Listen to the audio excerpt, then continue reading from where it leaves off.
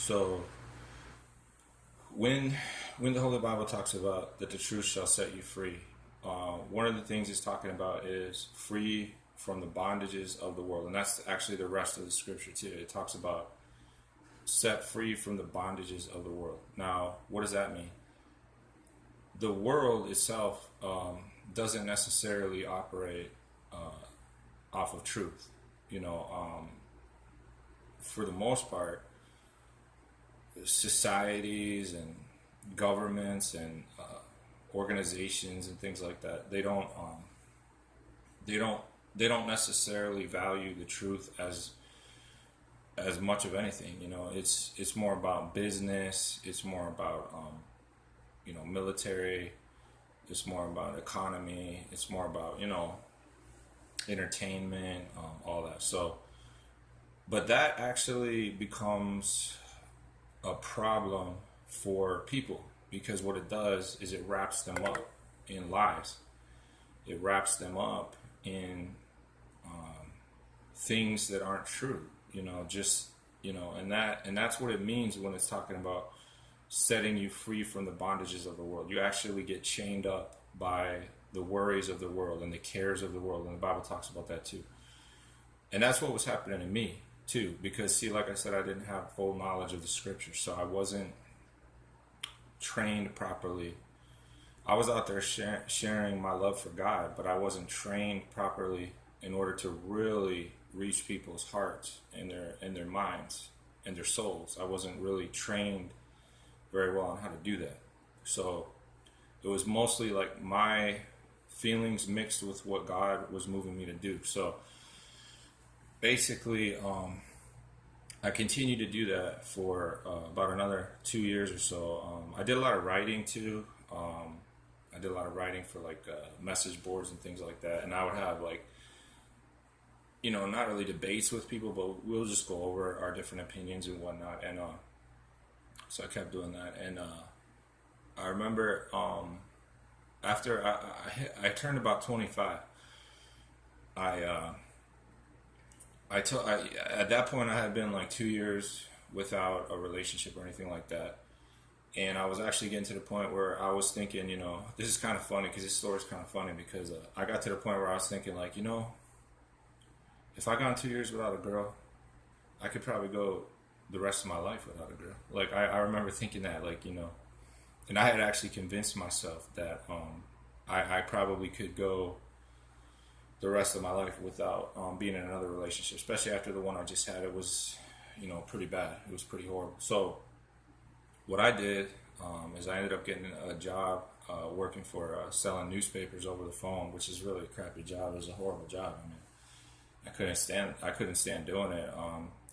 But anyway, there was a day where I was at work and I didn't realize that this wasn't the right thing to do because I didn't realize that I was kind of like challenging God by doing this. I thought it was more for me like a test of my will, but either way, it did actually amount to me basically challenging God on something, but I didn't know that at the time. So what I did is I asked God to put me to the test, and I said, because I had met some friends at work, and I met some friends, and they were having after work parties. We would have after work parties we would go to, So like I said at the time, I was still engaging in drinking and the whole bit because I was like, I wasn't knowledgeable about the word. So to me, like I said, I still felt like I was doing everything right, no matter what I did. It was just my choices, So I ended up going to this. Before I went to the party though, I remember I asked God.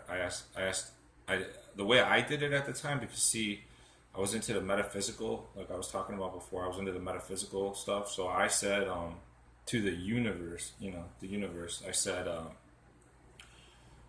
put a woman in. But it's all when you're talking about that stuff, you're really talking to God, because God is in me, and I knew what I was asking, but I thought that if I asked it from the universe, that it was like a something that would, But I know that directly what I was doing was I was asking God. I just didn't put it in those words. But I said, you know what? I said, go ahead and place a beautiful woman in front of me tonight. I said, put a beautiful woman in front of me tonight, and I will not fall for her. I will not be tempted by her. I will not, want to be with her at all. And no matter how beautiful she is, and no matter how she talked and how she looked and dressed and everything, it wouldn't matter. So this is the interesting part. After I asked for that, I was like, well, I wonder if that's really going to happen though, because it'd be kind of cool. Because I was like, I can do this. I can do this. This is easy. So what happened is that same night, I went to the party that I was supposed to go to, and lo and behold, a girl that was to me probably the most attractive girl I had ever encountered. Maybe you could say that. It was just like everything about her was like beautiful to me. I was really attracted to her and whatnot. And I remember telling myself, okay, so this is it. This is the test right here. I got this. I got this. This is nothing. I can do this. So I remember sitting down next to her, and I remember I'm like, okay, this will probably take about 5 minutes for me to win this challenge, to beat this challenge. And I remember I ended up sitting down with her and talking to her. And all of a sudden, like, I was trying to just like throw some stuff out there because I was like, well, what kind of movies do you like? Blah, blah, blah. So I started throwing out some of the movies I like, just waiting for her to just be like, say something I didn't even like or that I wouldn't relate to. And she ended up like literally talking about every single movie that I like, she liked. Like, it was so crazy because I had talked to, obviously I've had other girlfriends, everyone has, but they never seemed to like the same movies that I liked or were into the same things that I was into. But this girl was like naming every single movie that I've ever seen that I like. Hold on one second. I got it.